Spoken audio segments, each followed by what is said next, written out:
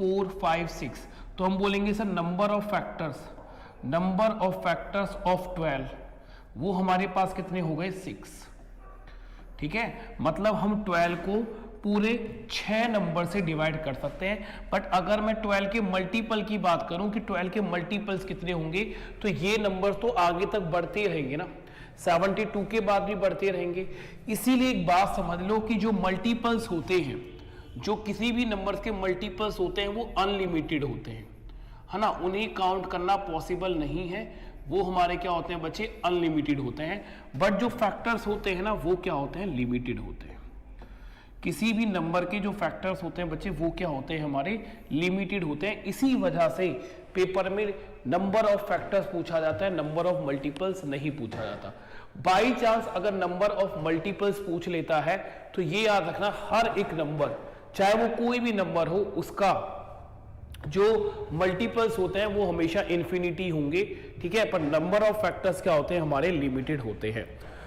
Rohan very good, बिल्कुल सही कह रहे हो, and very good evening to all of you.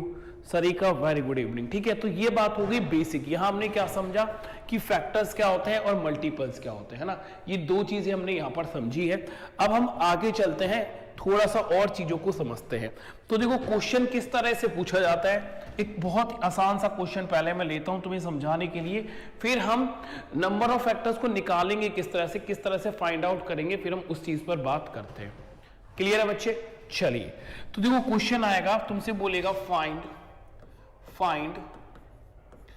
Number of factors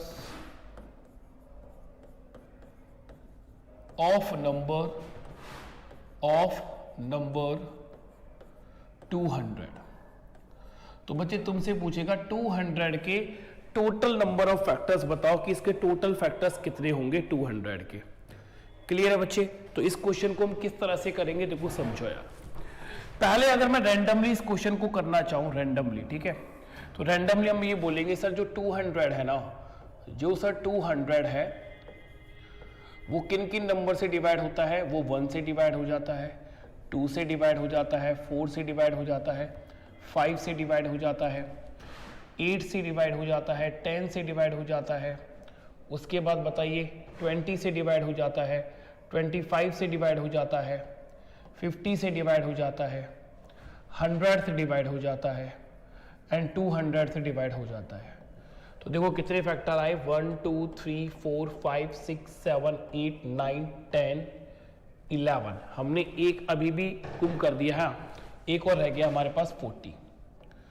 ये 40 से भी डिवाइड होता है। ठीक है, तो हम बोलेंगे सर 200 के जो टोटल फैक्टर्स है ना, 200 के जो टोटल फैक्टर्स हैं, वो टोटल फैक्टर्स आए 200 के 12, है ना। बट इस तरह से रैंडमली काउंट करना बहुत ही मुश्किल है।